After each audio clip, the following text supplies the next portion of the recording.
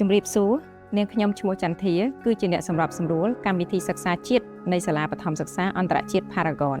ដោយសារនាងខ្ញុំទទួលបន្ទុកលើកម្មវិធីសិក្សាជាតិនៃសាលាបឋមសិក្សាអន្តរជាតិ Paragon នាងខ្ញុំខិតខំព្យាយាមរកវិធីសាស្ត្របង្រៀនផ្សេងៗដើម្បីឲ្យកុមារតូចរបស់យើងទទួលបាននូវមូលដ្ឋានគ្រឹះ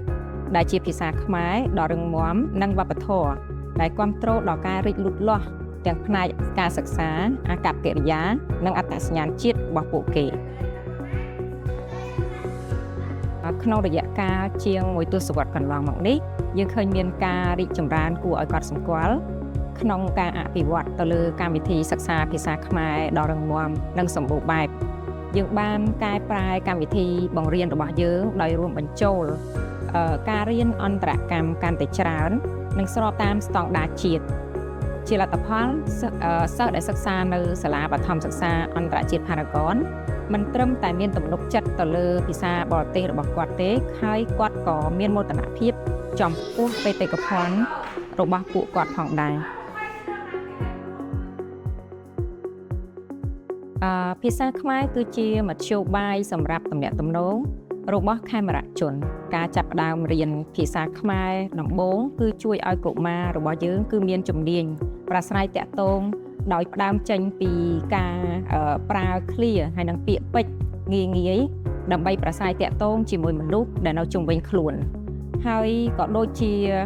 ជួយឲ្យកុមារមានបំណិនទៅលើការអានការស្ដាប់និងការសរសេរការគូសគំនូសមូលដ្ឋានដែលនាំឲ្យពួកគេមានមូលដ្ឋានគ្រឹះមុននឹងចូលរៀនថ្នាក់ទី1នៃសាលាបឋមសិក្សា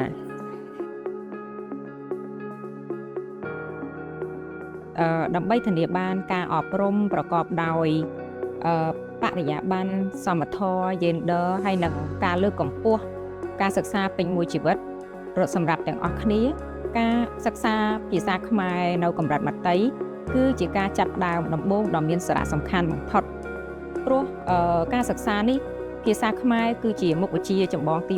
1ហើយដែលវាមានតួនាទីបម្រើឲ្យមុខវិជ្ជាផ្សេងទៀតហើយបើក្នុងករណីដែលកុមារមិនចេះភាសាខ្មែរគឺគាត់មិនអាចរៀនមុខវិជ្ជាផ្សេងទៀតបានទេតាមរយៈការសិក្សាភាសាខ្មែរនេះសិស្សានុសិស្សរបស់យើងគឺរីកចម្រើនទៅលើសមត្ថភាពផ្សេងៗដូចជាទៅលើសមត្ថភាពនិយាយបញ្ញាស្មារតីការរស់នៅហើយការសិក្សាដែលជាការឆ្លុះបញ្ចាំងអំពីអត្តសញ្ញាណជាតិខ្មែរប្រកបដោយគុណភាពមុននឹងពួកគេឈានទៅរកកម្រិតបឋមដោយរលូននិងជោគជ័យការសរសេរអក្សរដតើការសរសេរអក្សរដនោះកូនមានមើលអ្នកគ្រូអត់អំបញ្ញហ្នឹងថាកូនសរសេរត្រឹមត្រូវទៅតាមចង់យើងទាំងអស់គ្នាសិតតែចង់បានអ្វីដែលល្អសម្រាប់បុត្រធីតារបស់យើង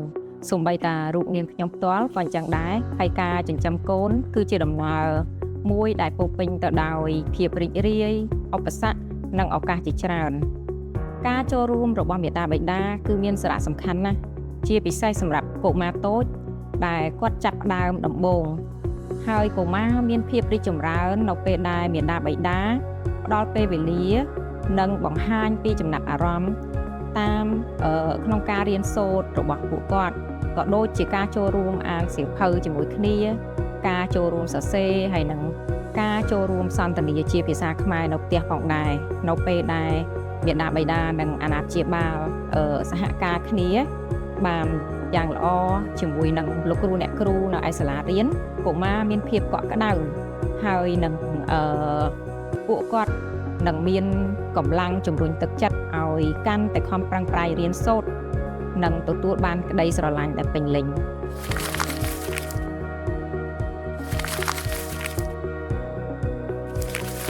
វាជាកិត្តិយសខ្លាំងណាស់ដែលសាលា Paragon របស់យើងទទួលស្គាល់ពីក្រសួងអប់រំយុវជននិងកីឡាវាសបញ្ជាក់ឲ្យឃើញថាកម្មវិធីសិក្សាជាតិរបស់យើងគឺស្របតាមស្តង់ដាររបស់ក្រសួងអប់រំពីថ្នាក់ទី1ដល់ទី12ជារៀងរាល់ឆ្នាំខាងសាលាគឺមានក្រុមចុះអធិការកិច្ចដែលអញ្ជើញមកពីក្រសួងអប់រំយុវជននិងកីឡារាជធានីភ្នំពេញដែលពួកគាត់ចុះអធិការកិច្ចសាលារបស់យើងហើយសាលារបស់យើងគឺតែងតែទទួលបាននៅបានសរសើរជារៀងរាល់ឆ្នាំតាមរយៈការទទួលស្គាល់នេះខាងសាលាសូមបដិញ្ញាចាត់ថានឹងខំប្រឹងប្រែង អនុវត្តបន្ថែមទៅលើការវិវត្តកម្មវិធីសិក្សានិងតម្រូវការផ្សេងៗរបស់ក្រសួងអប់រំទៅតាមស្តង់ដារជាតិនិងអន្តរជាតិចំពោះនាងខ្ញុំកម្មវិធីសិក្សាទាំងពីរនេះគឺមានសារៈសំខាន់ដូចគ្នាសាលារៀនអន្តរជាតិ Paragon មិនត្រឹមតែបង្រៀនឲ្យសិស្សបើកចិត្តទូលាយទទួលយកទស្សនៈជាសកលប៉ុណ្ណោះទេគឺថែមទាំងបញ្ជ្រាបឲ្យពួកគាត់ស្គាល់ពីអត្តសញ្ញាណជាតិបានយ៉ាងស៊ីជម្រៅទៀតផងកម្មវិធីសិក្សាជាតិជួយឲ្យពួកគាត់មានមោទនភាពចំពោះជាតិកំណើតនិងសាវតាខ្លួនឯងរីឯកម្មវិធីសិក្សាអន្តរជាតិគឺជួយបង្កើនសមត្ថភាពរបស់ពួកគាត់ឲ្យគាត់អាចចូលរួមប្រកួតប្រជែងនៅគ្រប់ទីកន្លែងលើសកលលោកកម្មវិធីទាំងពីរគឺជាកម្លាំងចលករដ៏សំខាន់ដើម្បីឈ្មោះទៅរកភាពជោគជ័យរបស់សិស្សានុសិស្ស